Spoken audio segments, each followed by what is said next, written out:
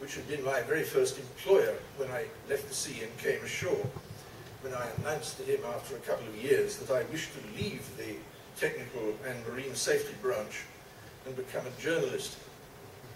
Journalism, he said, in a tone of somebody who discovered something really rather nasty, adhering to the bottom of his beautifully polished shoe. Journalism, Gray, it's all lies and hyperbole. And I often think of that conversation from all those years ago, and then relate it to some of the quite unbelievable things that go on in the shipping industry, pretty well all of the time, and reflect that journalists, at least in my branch of the trade, don't actually have to lie that very much.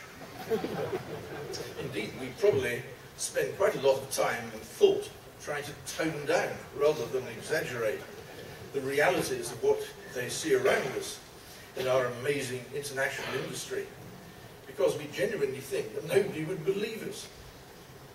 I just illustrate the fact that this is not the 16th century, is it, but the 21st. We have gangs of pirates ranging around the Gulf of Aden and the Western Indian Ocean in small open boats. They're armed with RPGs, Kalashnikovs, and incongruously tall aluminium ladders. They capture large merchant ships and hold them and their crews for substantial ransoms. They even have been operating a large captured car carrier as a sort of super mothership for their operations, which have extended almost to the Seychelles and beyond. But I suppose you could describe piracy, as the recession bites, as one of the maritime sectors where there has been genuine growth.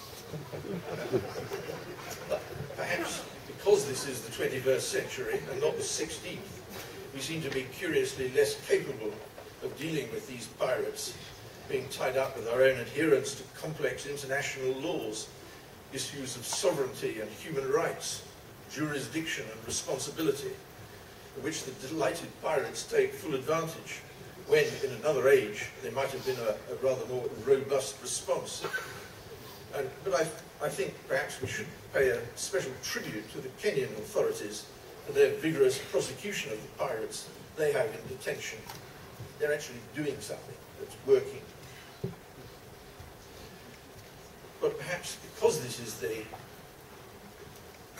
I beg your pardon, there is a sort of delightful timelessness, is there not, about the shipping industry that makes me sometimes feel like Rip Van Winkle, in that our crises are ever repeated.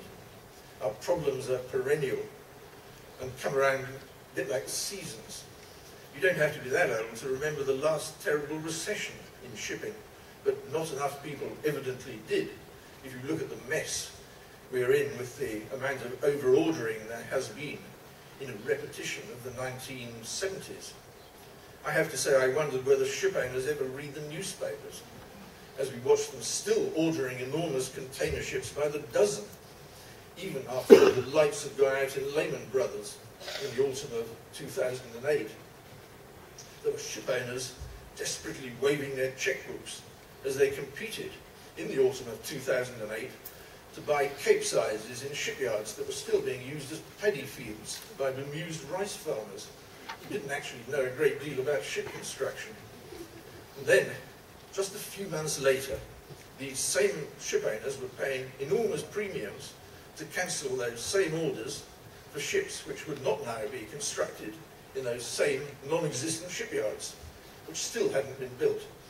Journalists, even with the most fertile imaginations, we couldn't make this up. You probably don't want to hear a great deal today about climate change or global warming. But here again, no journalist, no matter how hyperbolic, could have possibly invented the sudden and extraordinary conversion of half the ship-owning world from utter skepticism to the greenest activism once somebody had come up with the idea of slow steaming to save fuel. Now, just a couple of years ago, if a charterer had been told that his cargo was going to take twice as long as he had expected to reach its destination, he would have been onto his lawyers in a flash, claiming the owner had lied about the speed of his ship. Today, all the owner, who has throttled back his 25-knot Ocean Greyhound to the service speed of a World War II Liberty ship, All he has to do is to look very serious, cite what he's doing for the planet, and give the cargo owner a severe lecture on sustainability. Being green is being good, he will smirk, thinking of all that fuel he's going to save. And that's probably enough global warming for today, although just a couple of weeks ago I attended the Lloyd's Register lecture about the exciting possibilities, and you probably wouldn't believe this either, in nuclear-powered ships. And you know, I really am not making this up, but the sudden attraction of this form of propulsion is because nuclear ships don't produce CO2, which is now seen as a greater danger by a larger number of people than radioactivity. Ships so propelled, I am told, will only need refueling about every 5 years or so. That's a big bonus if you can persuade the authorities to let them into port. 2010, as I'm sure many of you know by now, has been designated by the International Maritime Organization as the Year of the Seafarer. Now, I would suggest this is not before time, as we within the industry, as much as those of the general public, need to be reminded that ships are actually driven around by sentient human beings, just like us, and are not operated by robots or by remote control. A few years ago, I was in a bar with a group of ship managers who were attending a Manning conference. They were, you probably have met ship managers, and these were typical of their profession, hard-pressed folk, rather worried, who spent half their lives in aeroplanes, characterized by premature aging, multitasking and mobile telephones. And nowadays, of course, these have been replaced by Blackberries, which make them even more exhausted.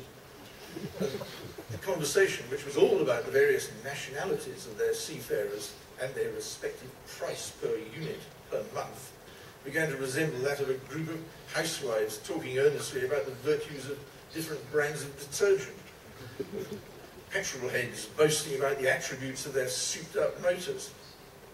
It's the Year of the Seafarer, but there is still an attitude in our shipping industry which sees the very same seafarers we are supposed to celebrate as a commodity for which there is a market, just like that for steel wire or anti-fouling or spare cylinder head liners. It's a market not dictated by expertise with ships or a reputation for smart seamanship or marine engineering skill, but price.